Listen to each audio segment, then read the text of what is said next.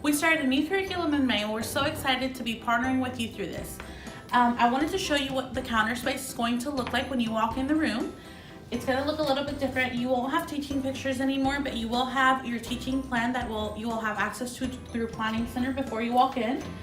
Sign-in sheets, material box, colors, and instead of seeing the green and blue bins that you were used to seeing, you will now have all the materials you need for your classroom in Ziploc bags in order in a caddy that looks just like this. Something that has changed for everybody is our schedules. There's going to be a schedule outside of your classroom and one posted inside.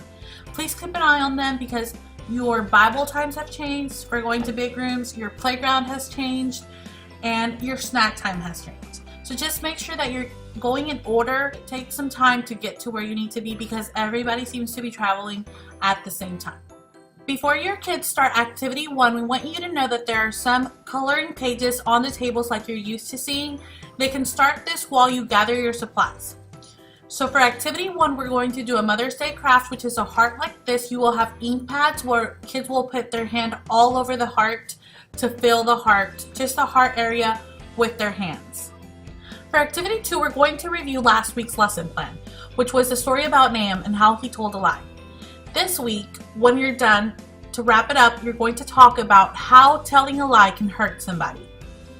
For activity 3, we're going to play if and then. You're going to need a ball and you're going to toss it around to somebody in your classroom and going to say, if I stole money from my dad, then, and then that person who catches the ball has to complete the sentence. Activity 4 is a little bit complicated. It's called the Web of Lies, so I wanted you to see it while I explain it to you.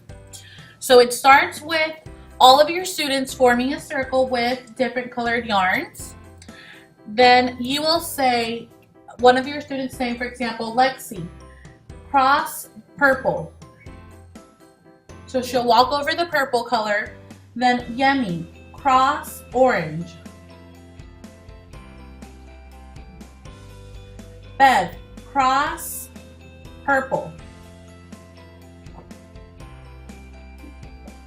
So students can all adjust.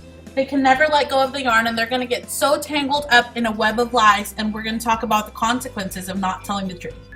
Activity 5 is going to be the first thing we do for the 11 o'clock hour. Remember that if somebody has not done the Mother's Day craft, that's the activity that they're going to do. And if somebody has, say, for both services, they're going to do the emoji app. And it's basically coloring the emojis as they read along with the Bible verse. They have 2 different verses on each side, and just have fun with it. Remember to do the Mother's Day craft. Activity 6 is a review of last week. I would suggest you to also review our memory verse for this month. Activity 7 is a review of what they've learned in big rooms. Remember to emphasize the bottom line, which is when you're not truthful, you can hurt others. For activity 8, we're going to play Web of Lies again. Have fun, and thank you so much for serving with us this weekend.